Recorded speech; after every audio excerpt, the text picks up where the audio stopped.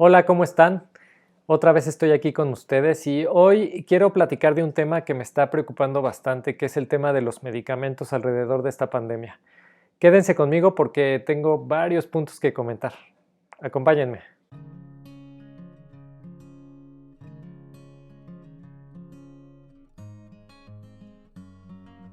Bueno, pues otra vez aquí, ahora desde otro setting, desde otro escenario, espero que esté más agradable a la vista.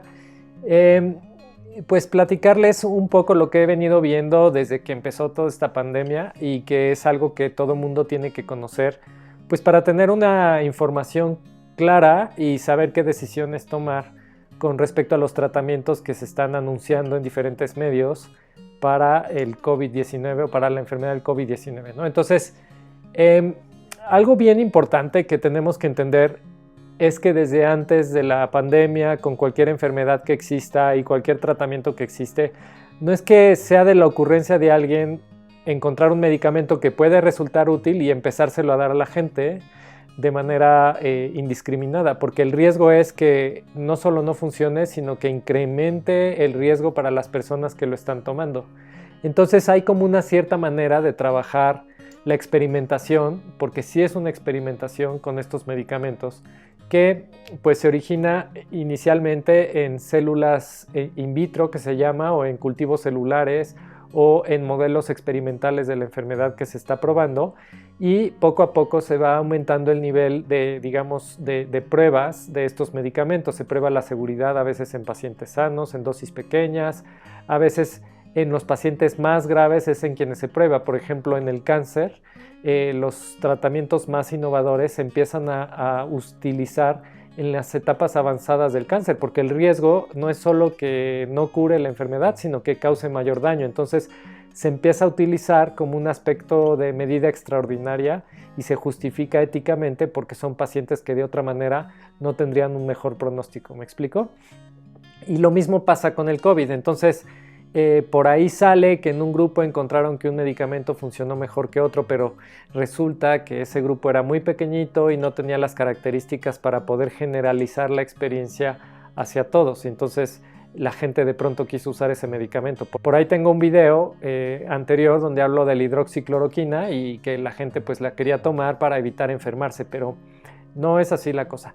Ahora, el COVID-19 tiene una característica bastante buena, que es que sabemos desde el principio, y eso es siempre, siempre, siempre lo mismo, que el 80% de las personas no se van a poner graves. Entonces, esas personas ya sabemos que sin tratamiento se recuperan y no es necesario iniciar un tratamiento antes de tiempo.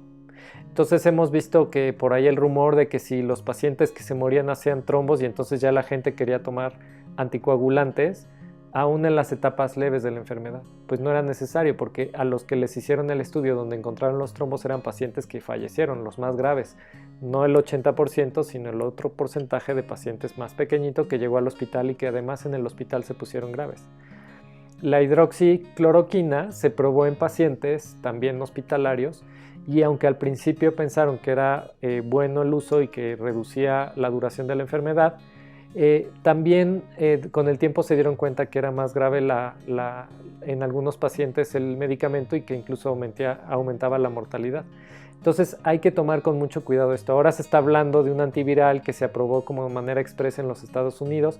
Repito, también se va a estar probando en los pacientes graves. No es necesario que se tome antes de que sepan si están o no graves. O sea, la clave, lo que una persona común y corriente debe de saber distinguir, es cuando está grave. Ya hice un video hablando de eso, pero básicamente es si baja la saturación de oxígeno o si empiezan con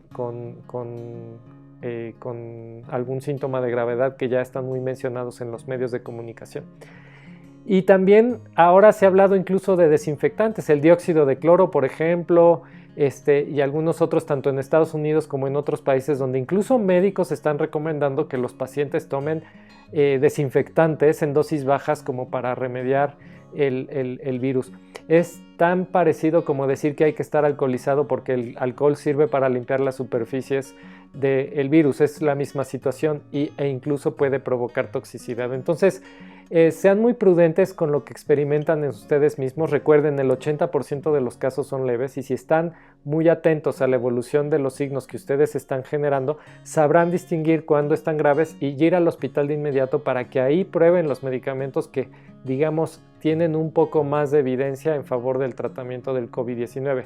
Pero no lo vayan a hacer de manera autónoma en su casa, ni vayan a las farmacias corriendo, porque en este momento, hoy, 4 de mayo del 2020, pues no hay un tratamiento para los casos leves de COVID, ni se va a experimentar todavía en estos casos, porque simplemente éticamente no es necesario. Los pacientes leves se curan solos y no necesitan mayor tratamiento. Entonces no experimenten en ustedes mismos porque no sabemos si algo les puede causar más daño.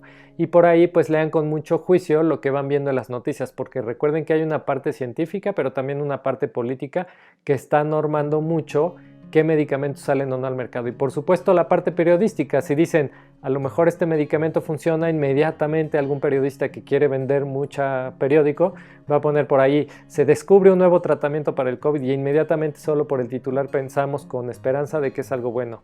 Seguramente vamos a encontrar un tratamiento, pero no va a ser de inmediato, toma tiempo, la ciencia toma tiempo descubrir y tener la evidencia suficiente para saber que uno de estos tratamientos será útil. Y recuerden, en el caso de que encontremos un tratamiento útil, primero será útil en los pacientes graves y después en las personas que no estamos afuera. Para el resto, para el 80% de nosotros es como un catarro y pues así hay que tomarlo. A casa, a descansar, a hidratarse, a mantener la actividad y la atención sobre los signos de deterioro. Gracias y nos vemos en el próximo video.